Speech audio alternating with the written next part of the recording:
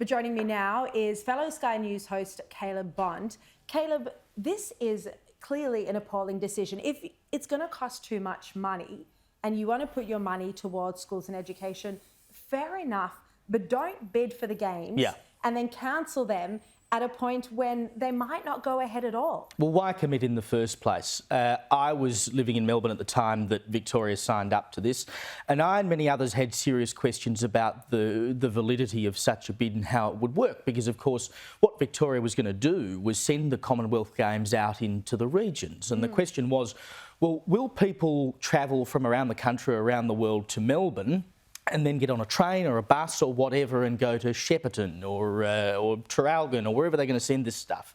So it seemed dicey to begin with, but only 6 weeks ago, Harriet Shing, a Labor upper house member in Victoria, said in Parliament that the budget was $2.6 million. So what's changed? What's changed from 6 weeks ago to now? Yeah. Who have they gone and got numbers from that have changed it so significantly in that time? I suspect, as has been suggested today, that the budget isn't quite as good in Victoria as they hoped it was. And we saw stories over the weekend about people who had houses damaged in the Westgate Tunnel project being given $20 pizza vouchers as compensation. So it probably says something about where their budget is at. And it's kind of a good scapegoat to say, well, we're just going to invest this money in housing and other things instead. I mean, what gets me, and look, I'll talk about it later with Ellie Beer, she's a 20-year-old track star, but, you know, Daniel Andrews, no apology today, no contrition, just moves on, and, you know, all these people that might not be able to compete in any Commonwealth Games, because who's meant to step in at this late stage and try and get their act together? Anyway, I'll come back to that in the show. Look, also today, the yes and the no pamphlets for The Voice have been released. Let's have a look at what they both had to say. This is a 2,000-word yes pamphlet, and the Australian Electoral Commission posted it online. The yes case reads this: we can vote yes to doing the right thing by Aboriginal and Torres Strait Islander people, giving people a say on issues that affect them, making a practical difference to improve lives. There was also voting yes for recognition, listening, better results. The Yes campaign said that it'll ensure Indigenous people will be able to live their lives better with more opportunities for their children. They spoke of a spirit of unity. I have to say, Caleb, that spirit of unity is a bit funny when they've been accusing no campaigners of being Trump supporters. But now let's have a look at what the no pamphlet says. It argues that this is not just about recognition, that the Voice proposal goes much further. They say if passed, it would represent the biggest change to our constitution in history.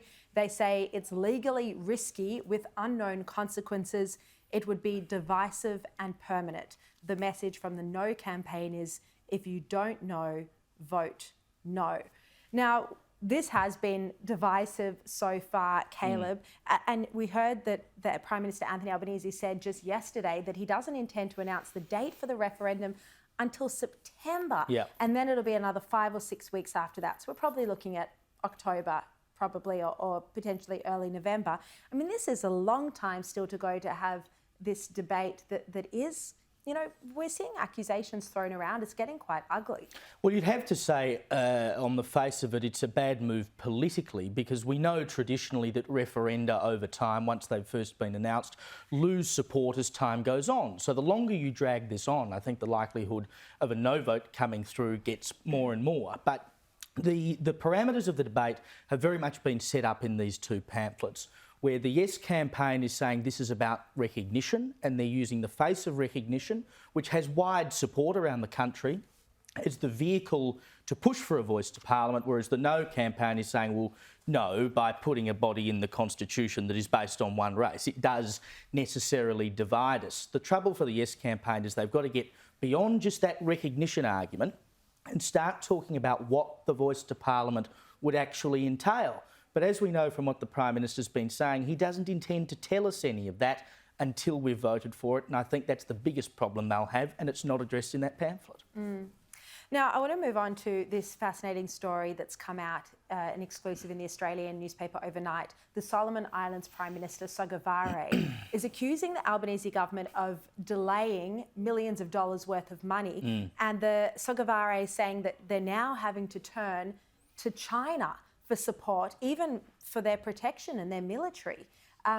Again, it's fascinating because the Pacific Islands was such a big issue during the federal election campaign last year. The Albanese government claimed, Penny Wong claimed that they would be better managers, but you've now got the Solomon Islands saying, look, we're having to turn to China. And they've accused New Zealand of the same thing as well. And it's all rather curious because DFAT is saying, well, no, we haven't gone back on any of the millions of dollars we've promised to help prop up the Solomon Islands budget. In fact, they're saying they have delivered the money already. So as to who is right in this situation, who knows? But it's a rather storied situation between Australia and the Solomon Islands because it all dates back to 2019 when the Solomon Islands decided to change their diplomatic allegiance from Taiwan to China. That caused unrest, civil unrest in the Solomon Islands. So Australia and New Zealand sent troops and police over there to help them with that. Then a couple of years later, the Solomon Islands came out and said, well, we're now going to form a partnership with China, a security partnership that potentially opens up the possibility of them opening a military base on the Solomon Islands, which is just 2,000 kilometres offshore from Queensland. It's the long march of China through the Pacific. And unfortunately, unless we have the backing of our allies in AUKUS to actually go in and spend money with these nations, it's very difficult to counter the might of China when they are willing to throw around money in what is basically debt diplomacy. Yeah, I agree. There's been a lack of United States leadership in the Pacific over many years. Now, before we go, Caleb, really big mystery out of China.